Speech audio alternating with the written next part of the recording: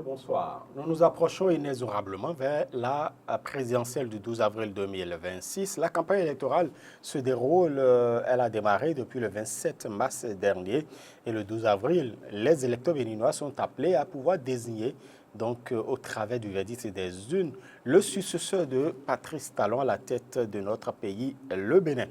Et donc, deux duos de candidats sont en compétition, le duo Ronkwe-Rongwano et le duo Wadaing Talata.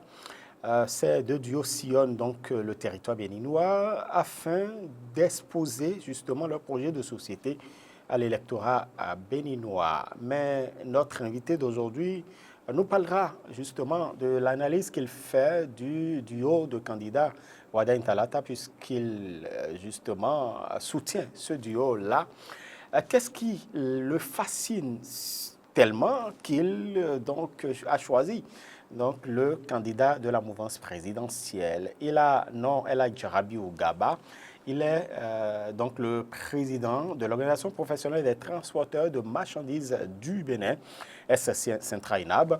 Et puis, il est également justement le président du cadre de réflexion et de concertation de la communauté islamique, de l'autre côté du Mono, voilà, puisqu'il est natif de la ville peut-être, si l'électorat béninois le décide, du futur président du Bénin. El Hadj Rabiou Gaba, bonsoir. Bonsoir, M. Roumialde. Merci pour la disponibilité. C'est moi, M. Roumialde.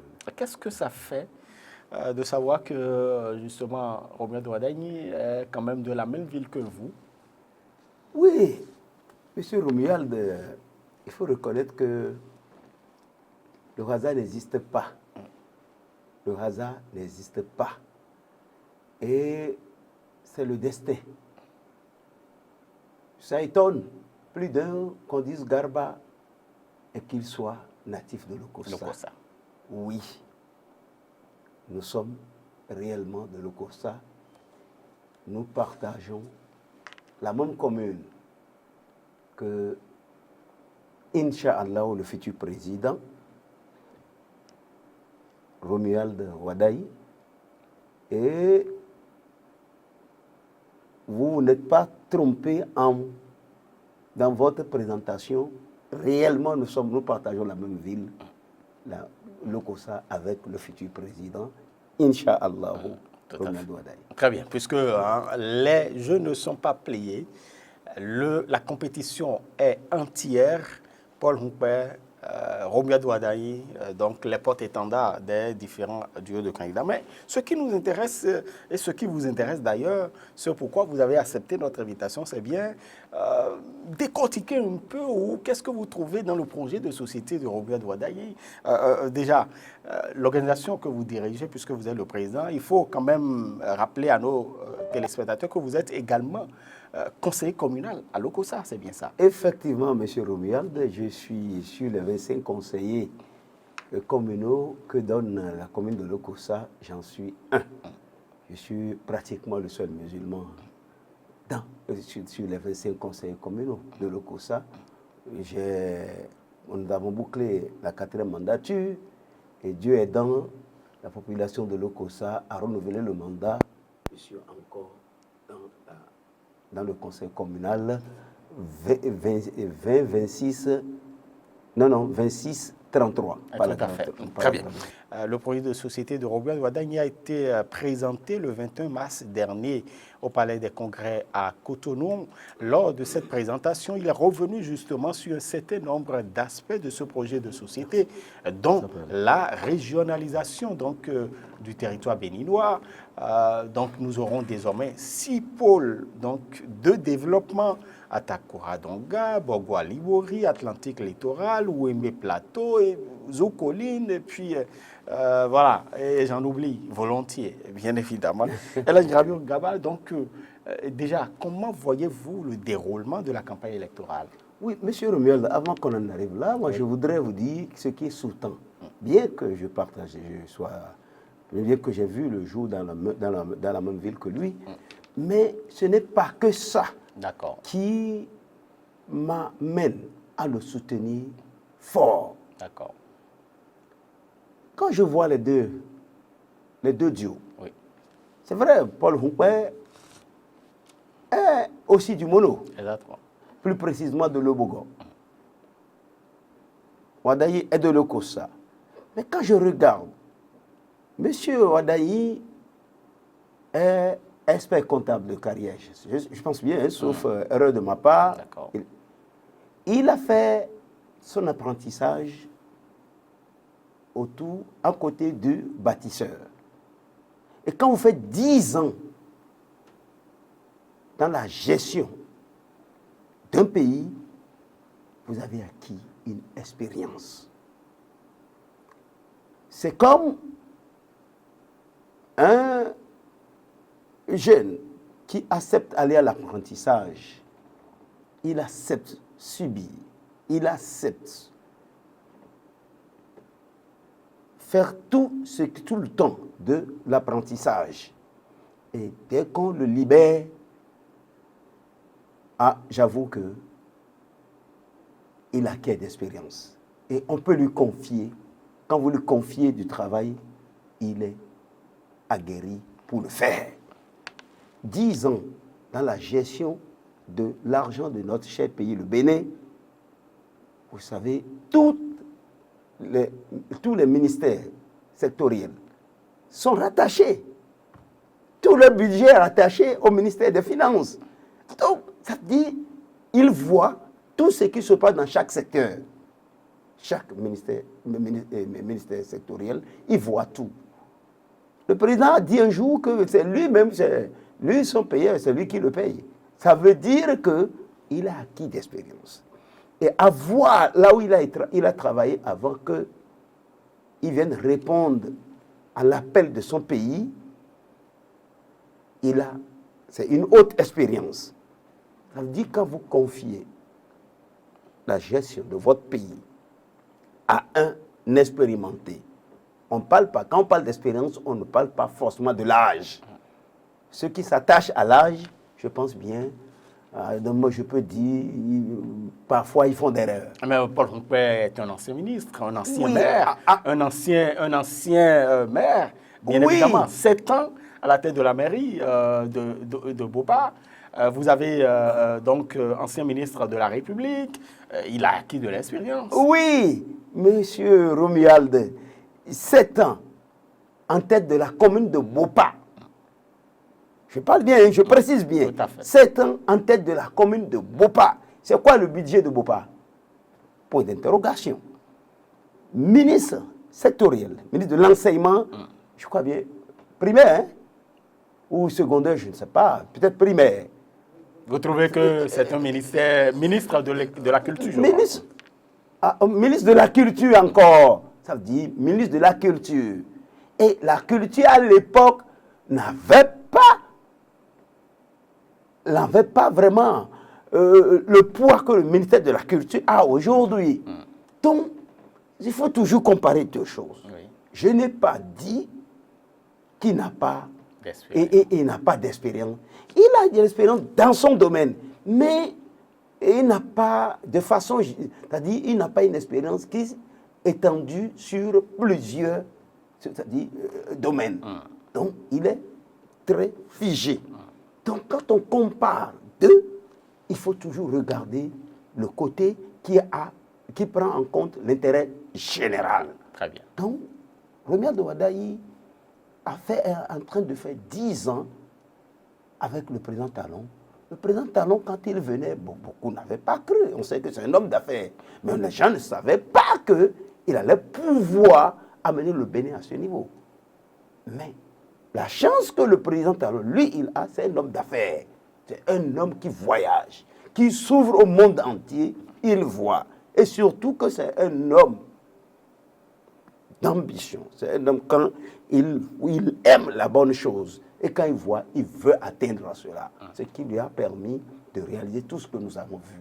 Donc, quelqu'un qui a été apprenti à côté d'un bâtisseur comme ça, le président Talon ne s'est pas levé au prix du vent, au pifomètre, pour dire c'est Wadayi. Non, ce sont des analyses.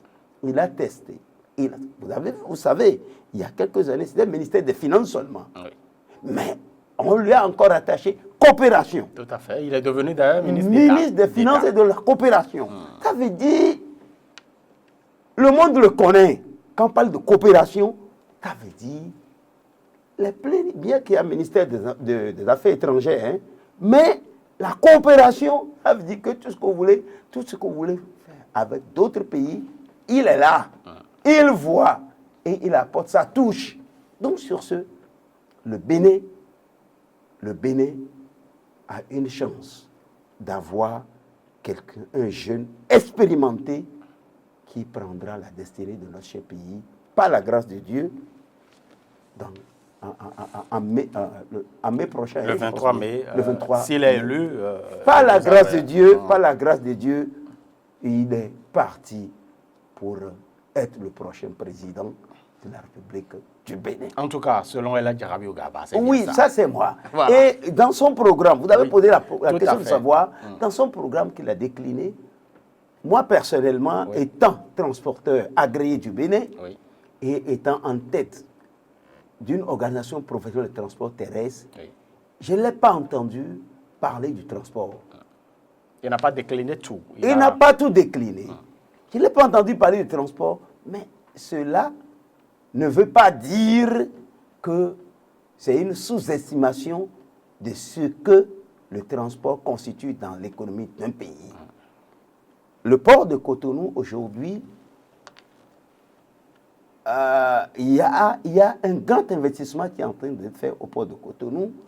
Et j'ai entendu, je crois bien la deuxième fois où j'ai eu la chance de rencontrer le président Talon, un des transporteurs qui m'a accompagné à cette audience a dit les opérateurs économiques nigériens et burkinabés amènent la marchandise et c'est eux-mêmes encore qui ramassent tout. Le président Talon a répondu quoi? Ce que nous investissons au port de Cotonou, ça fait plus de 700 milliards de francs CFA. Ça fait plus de 400 milliards de francs CFA. 400 milliards de francs CFA, ce n'est pas pour la consommation des 12-13 millions d'habitants. Les pays de l'Interland constituent, ils jouent un grand rôle dans l'économie de notre cher pays. On ne peut que se patienter vivre avec eux, les accepter et trouver les moyens même pour les attirer. Dans le programme du candidat Romuald, j'ai entendu, sauf erreur de ma part, il dit on ne choisit pas ses voisins. Exactement. C'est Dieu qui nous a fait voisins et qu'il y en a qui sont réticents à reprendre les relations avec nous, mais dès qu'il prendra la tête de notre pays, dès qu'il sera ici en tête de notre pays, il fera des démarches vers eux. Ne serait-ce que cela, ça réjouit les transporteurs. Ne serait-ce que cela, c'est la seule qu'il a dit, il a pris en compte le sous-secteur transport. Le transport que vous voyez, c'est un vecteur de développement. La preuve, moi, avant de venir dans votre studio ici, je viens de payer TVM, visite technique, ne serait-ce que pour 4 camions. Pour 3 camions, j'ai payé déjà plus de 500 et quelques mille francs.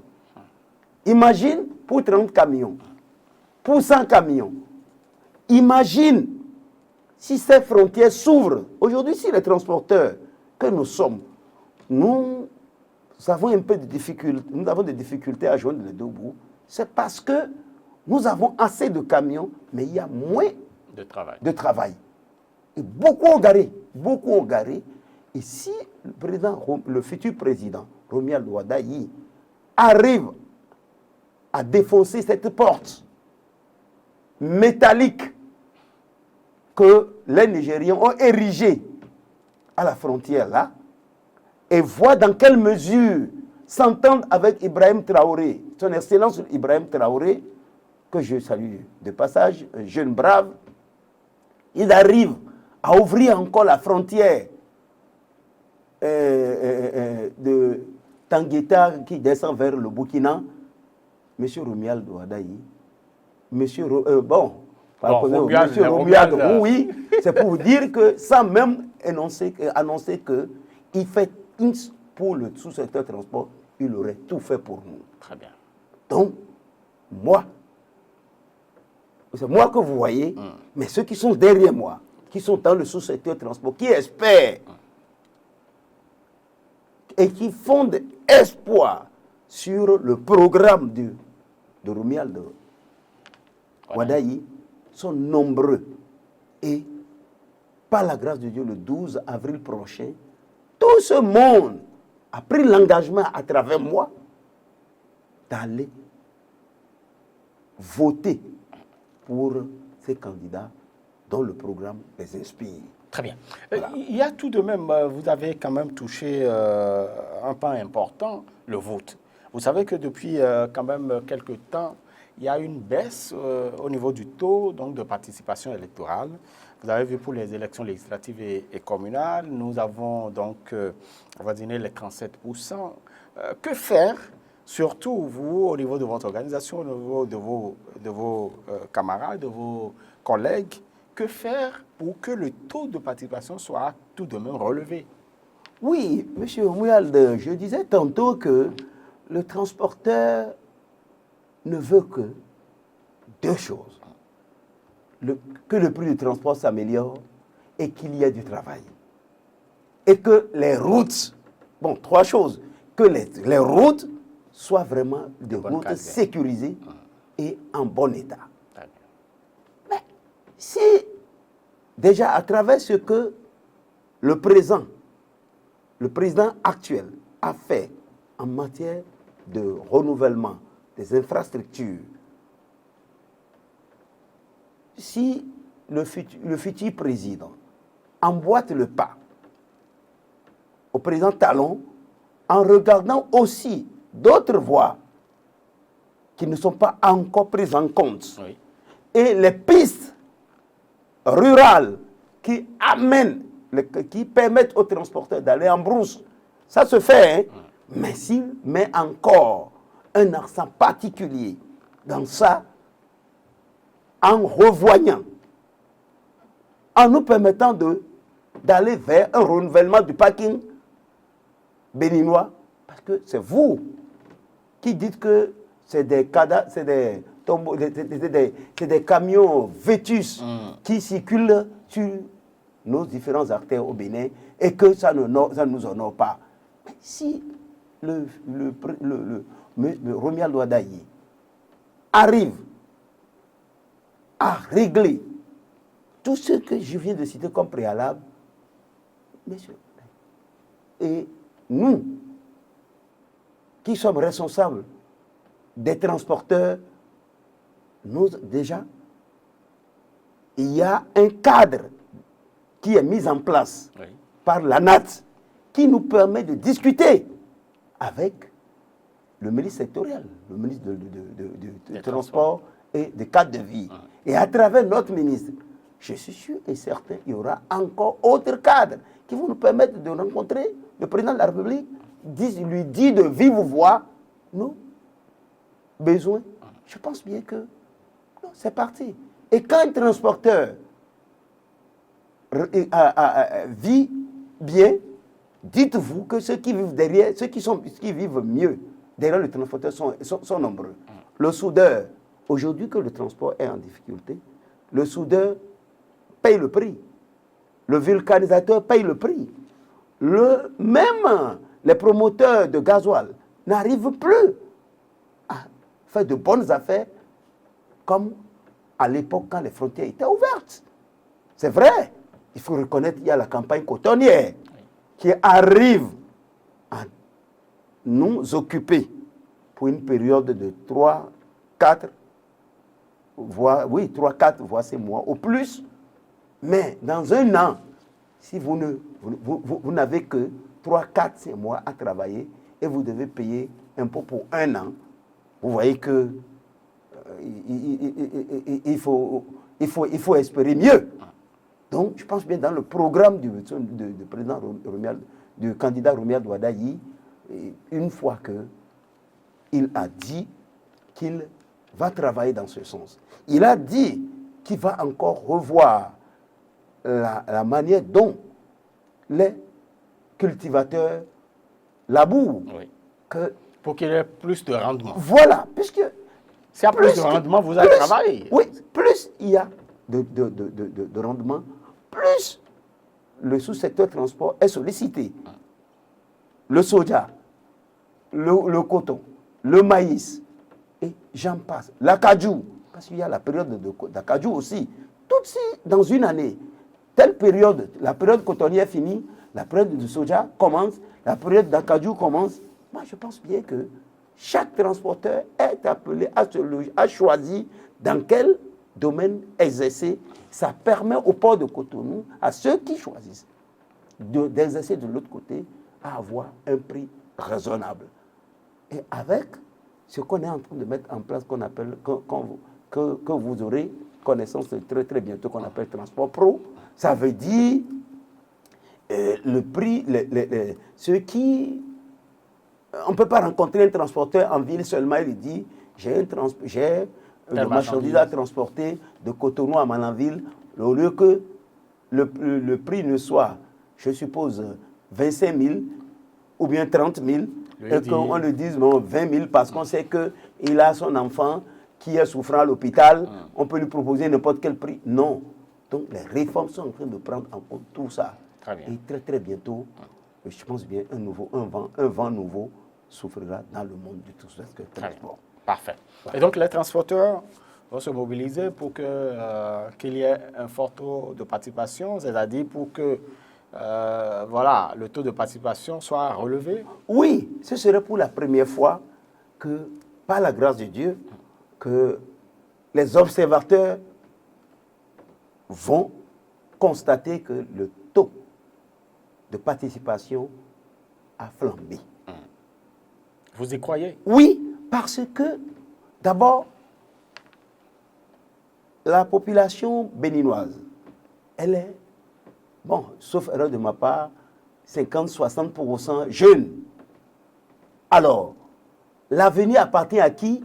À la jeunesse. Si c'est un jeune de 49 ans, je crois bien, c'est bien ça, 49 ans, c'est à lui on confie la destinée d'un pays, de notre cher pays.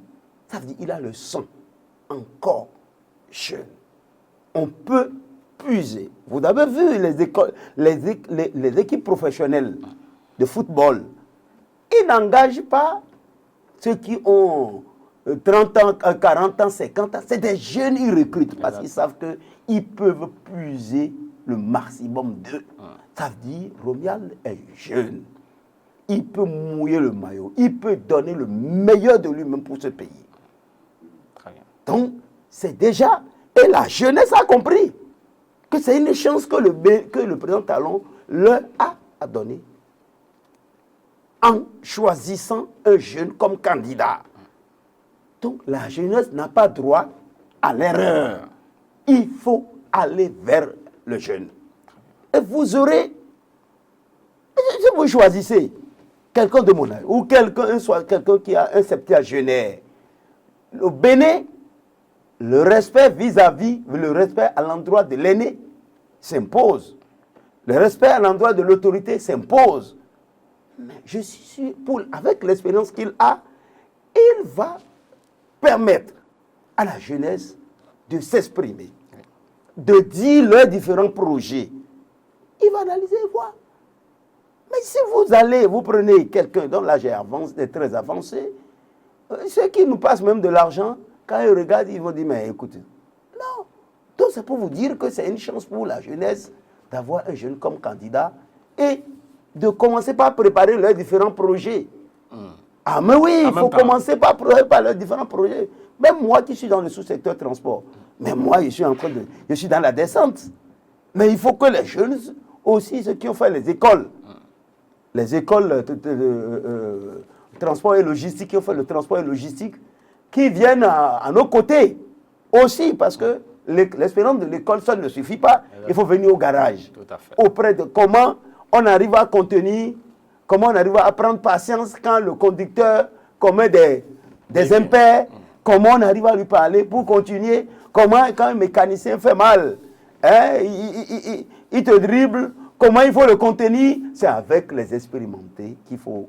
Donc, j'appelle aux jeunes qui ont pour ambition d'exercer dans le sous-secteur transport, qu'il y a un vent qui s'annonce et qui viennent vers nous, dans notre corporation, pour apprendre, pour que leur projet, ils puissent soumettre leur projet et que le futur président les accompagne à s'installer. Très bien. Il y a tout de même beaucoup de mouvements qui soutiennent Romuald Wadène et Mariam Chabi Tablata. Il y a beaucoup de mouvements. Vous entendez Waro, vous entendez Ro, vous entendez tel. Il y a énormément. Comprenez-vous cette ferveur-là autour de l'homme? Oui. Monsieur oui, qu'est-ce que je disais tantôt? Tous ces mouvements-là, Oui. si réellement, vous, journalistes, vous approchez d'eux et vous faites la part, les tranches d'âge, vous allez voir, les jeunes sont plus nombreux. Pourquoi cette effervescence? C'est parce que c'est un jeune. Et il a l'oreille attentive à les écouter et à savoir, mais l'argent ne se donne pas gratuitement. C'est quoi ton projet? Qu'est-ce que tu as fait? Quelle formation? Quelle formation? Qu'est-ce que tu as fait? Il va les écouter. Et il mettra encore des jeunes. Certainement que dans son gouvernement, il ne va pas mettre des gens de 75 ans, 80 ans, 80 ans dedans. Même s'il faut mettre, c'est pour un temps. Pour que les jeunes aillent au moins apprendre un peu avec ces anciens. Et après, ils vont les libérer. Ils vont les laisser le champ libre. Donc, je pense bien que cette jeunesse qui soutient, et je souhaite que ce soit un soutien sincère, parce que crier, là, ce n'est pas ça. Tu arrives à mobiliser combien? Tes parents, comment tu arrives à leur parler? Dans ton quartier, qu'est-ce que tu dis? Dans ta corporation, si tu avais une occupation, qu'est-ce que tu leur dis? C'est de ça il s'agit. Mais ce n'est pas du tapage. Parce que je peux porter... Et donc il faut un soutien franc. Ah oui, il faut un soutien franc. Et je peux porter Waro et dire, crier, non. C'est quoi ta base? C'est quoi ta base? Est-ce que dans ta corporation, tu as écouté? Comment tu arrives à parler à tes collègues? C'est de ça il s'agit. Donc moi, je pense bien qu'il y a un travail de base qu'il faut faire. Si moi, je ne suis pas encore, je ne me pas poser la question, je ne suis pas dans un mouvement, c'est parce que je suis dans une obédience politique. Tout à fait. Je suis dans une obédience politique et plus le BR, Bloc républicain. Exactement. Donc tu ne peux pas être dans un parti, et lequel encore, un grand parti comme BR, et courir pour aller encore faire allégeance à un mouvement. Non, déjà, si je suppose, si le parti, l'obédience à laquelle j'appartiens, n'avait pas soutenu le candidat, je pouvais dire, écoutez, moi, j'aurais fait comme ce que mon aîné, Basile Arossi, a fait. J'aurais fait ça et aller soutenir mon frère, dont le programme m'inspire. Parce qu'il peut être de ta maison, mais s'il n'a pas un bon programme, tu lui dis, non, écoute, ça là, on ne parle pas d'intérêt de famille, mais on parle d'intérêt général.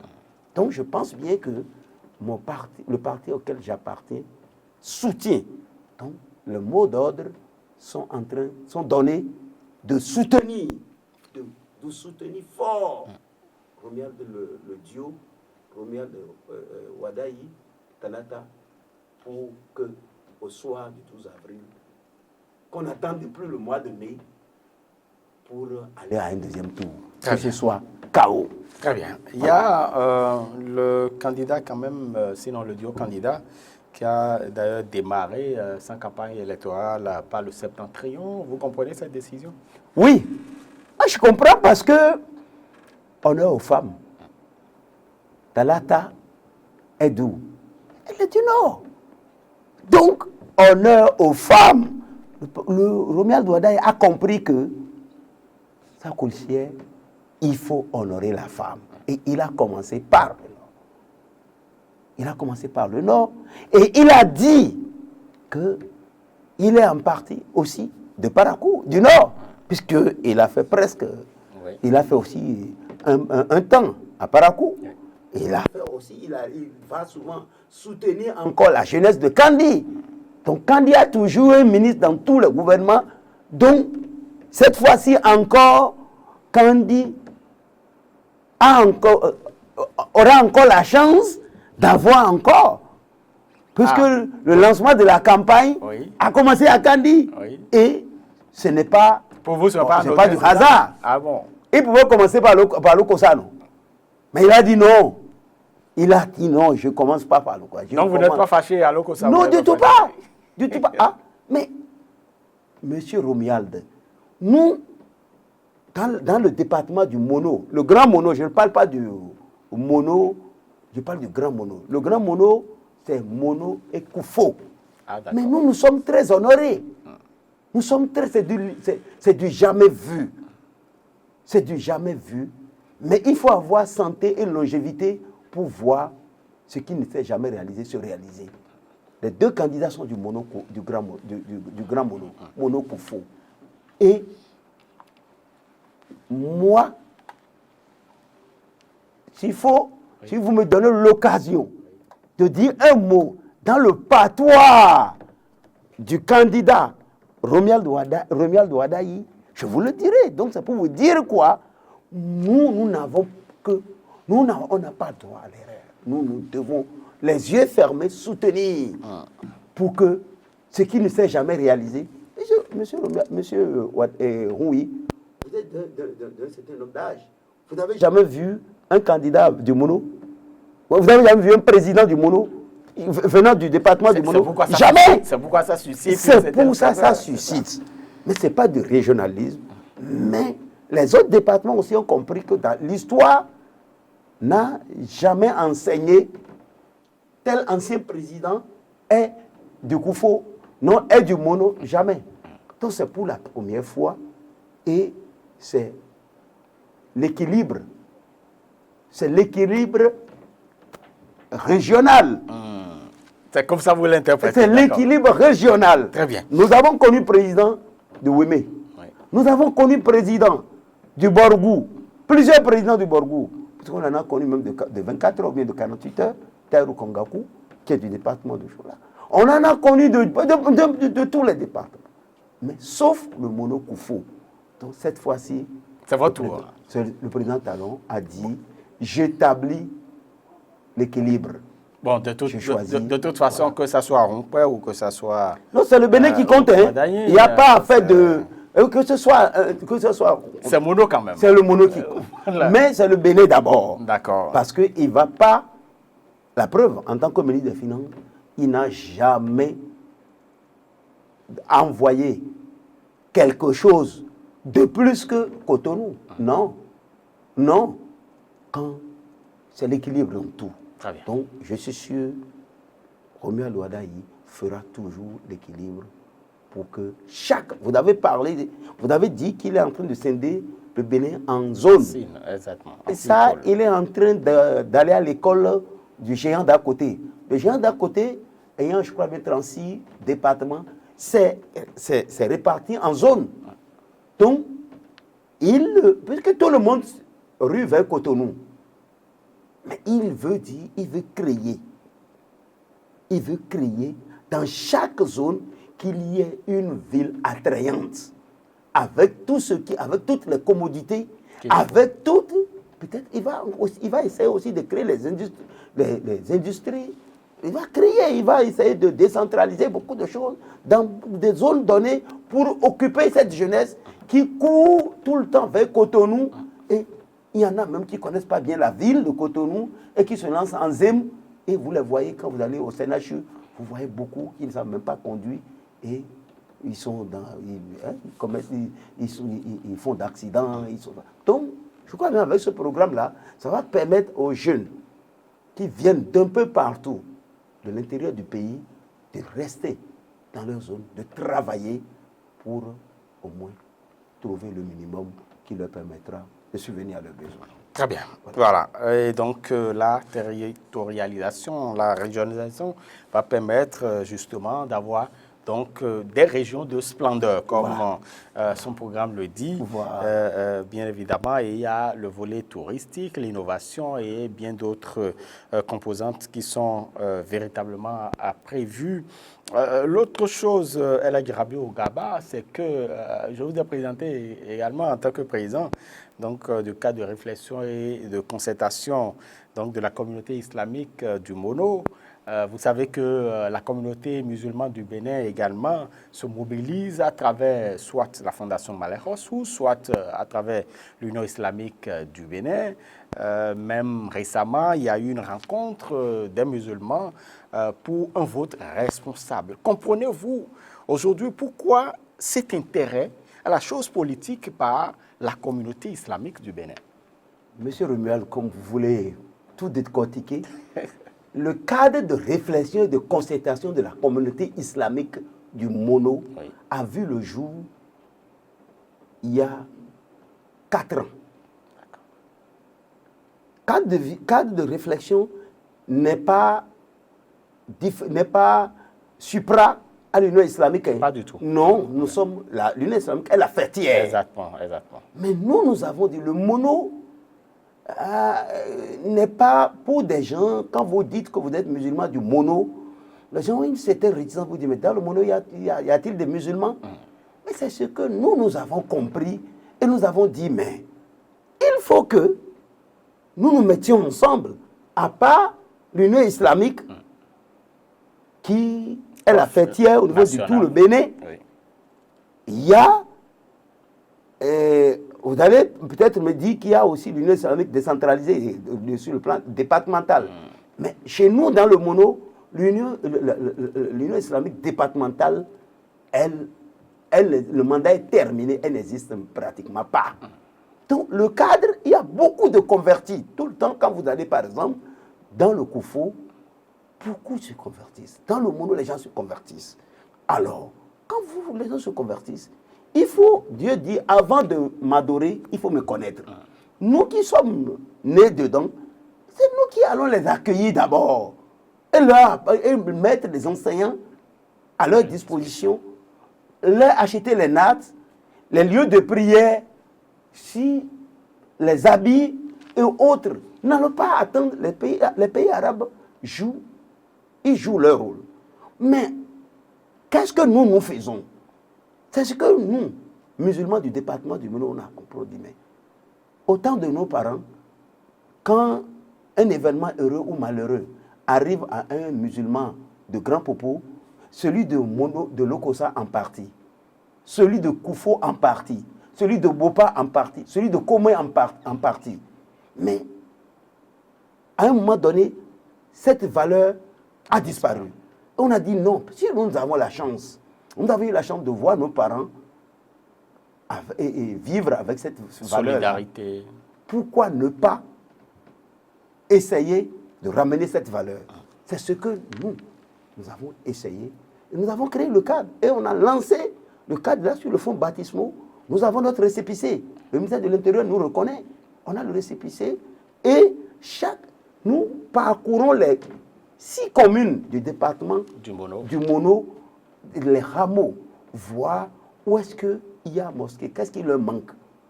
Monsieur, oui, nous allons souvent dans des villages où les gens prient, mais ils ne savent même pas ce qu'ils disent.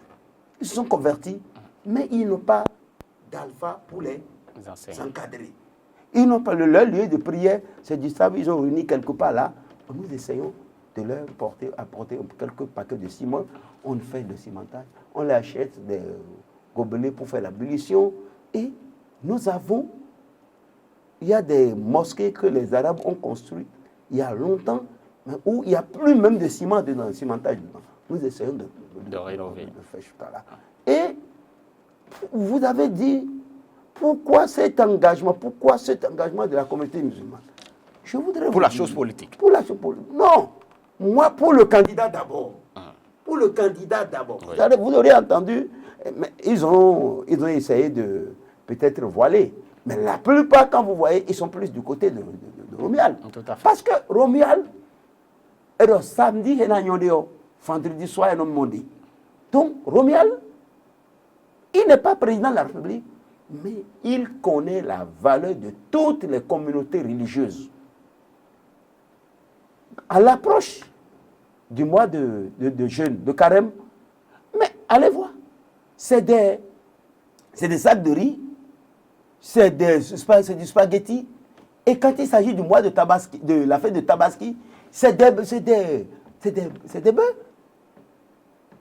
Donc il essaie, mais il ne peut pas donner à tout chaque musulman ne peut pas avoir, hein. Mais dans chaque commune, il essaie. Il essaie. Ça veut dire que ce que j'ai dit en Kotafon tout à l'heure. Ah, donc il le faisait. J'ai dit. On n'a rien dit. Et donc, samedi, vendredi soir, il est monté. Donc ça veut dire que le samedi qui va être bon là, c'est le vendredi soir, on voit ça. Donc c'est pour vous voyez tout cet engagement. Hein. Donc ça, vous voyez. Et vous savez, le président Talon aussi, même s'il n'aime pas qu'on le dise, lui aussi il le fait. Il accorde beaucoup d'importance à toutes les confessions religieuses, sans discrimination aucune. Il le fait. Donc, cet engagement que vous avez vu, cet engourement, nous, dans le monde, ça fait, nous, on a même prédit ça, et ça s'est réalisé par la grâce de Dieu. Nous, ça fait longtemps, le cadre a dit, oui, avec ce qu'il fait là, si Dieu le miséricordieux, le très miséricordieux, peut accepter que notre fils prenne la relève, à bien avoir fait un bon apprentissage auprès du bâtisseur, s'il prend la relève, c'est que non, c'est parti. Et effectivement, ce qu'on a prédit a été une réalité. Et il reste maintenant que le Bénin, la population béninoise, porte son cachet sur ce que nous avons prédit. Très bien. Pour que, oui, en mai prochain, ils prennent la destinée de notre pays. Et vous allez voir les confessions endogènes, les religions endogènes. Vous avez vu ce que le Talon fait. Il fera mieux. Parce que le président Talon a dit que le meilleur reste à venir. C'est lui qui nous a dit. Le meilleur reste à venir là. Si lui il est en train de finir, ça veut dire le meilleur reste à venir. C'est qui? C'est son apprenti. Voilà. Très bien, merci beaucoup. En tout cas, vous aimez cette caricature. On comprend hein, la caricature que, voilà, El Hadj Rabiou Gaba, nous sommes en train d'aller vers la fin de nos discussions. Déjà, pour vous, si vous avez un appel à lancer à tous les Béninois, surtout ceux qui hésitent à aller voter, parce qu'il y a des concitoyens qui ont perdu l'intérêt donc d'aller accomplir leur devoir civique. Quel sera ce message? C'est vrai, pas plus tard qu'hier, pour être sincère avec vous, pas plus tard qu'hier, à côté de mon bureau, quelqu'un dit, j'ai dit, mais pourquoi tu n'as pas voté? Il dit non, que tout le monde va vers un seul candidat. Il dit oui, on ne va jamais vers le médiocre. Quand tu vois tout le monde se ruer vers quelque chose, c'est que ça veut dire que chacun a fait son analyse et a vu que celui qu'il faut pour que ce qui est fait puisse être pérennisé, ce qui est fait de bon puisse être pérennisé. Là où il y a des erreurs, puisque la vie, aucune œuvre humaine n'est parfaite. Vous et moi, nous faisons des erreurs. Nous sommes des humains. Donc là où il y a peut-être... il y a eu erreur. Oui, l'apprenti pourrait corriger pour dire oui, ici, patron, on aurait dû, voilà, et je crois bien, il vaut mieux aller voter que de rester, ne pas voter. Parce que si vous ne votez pas, demain, vous-même, vous allez mordre le doigt pour dire si je savais, j'aurais dû porter ce taux de pourcentage à 100%. El Hadj Rabiou Gaba, merci beaucoup. Merci pour ces échanges. On aura avant la fin de la campagne électorale, pourquoi pas, avoir aussi d'autres échanges avec vous, mesdames et messieurs. Monsieur Omer, avant de conclure, je voudrais lancer un appel à l'endroit de toute la population. Le jour du vote, allons voter.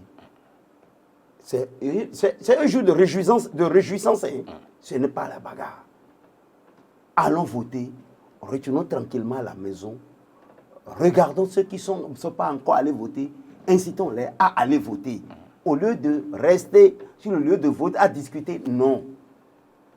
Tranquillement à la maison, allons voter, retournons à la maison pour continuer la réjouissance. Très bien. Voilà, donc, tout Béninois qui soit du Mono, de l'Atlantique, du littoral, de Ouémé Plateau, d'Alibori, du Borgou, de la Takora, de la Donga, de Colline, qu'il y ait une forte mobilisation pour cette élection présidentielle. Après celle-ci, c'est 7 ans après qu'on parlera encore de vote. Alors, je ne suis pas un financier. Les institutions qui passent de l'argent à nos différents pays, quand ils voient le taux élevé, oui, et les investisseurs aussi, quand ils voient le taux élevé, certainement ça les met à l'aise. Ils disent ce pays, c'est un pays. D'abord, le Bénin les Béninois, nous avons 2 identités. Une identité, l'identité béninoise, et nous avons encore une autre identité par laquelle on nous reconnaît la paix. Très bien. Le Bénin est un pays de paix. Disons cette paix pour le bonheur de notre cher pays. Merci. Merci beaucoup à vous, El Hadj Rabiou Gaba. Mesdames et messieurs, c'est fini pour nos échanges avec notre invité d'aujourd'hui. Vous l'avez écouté. Voilà, il a parlé de ce que le monde des transports tire de ce projet de société donc de Romuald Wardani. Et puis il a fini par l'appel important d'aller accomplir son devoir civique donc le 12 avril prochain. Mesdames et messieurs, on va se retrouver donc très incessamment sur Matin Libre Télévision. Vous nous suivez sur le www.matinlibretv.bj et vous nous suivez également sur nos canaux digitaux YouTube, Facebook et puis TikTok du nom donc de Matin Libre TV. Mesdames et messieurs, à bientôt.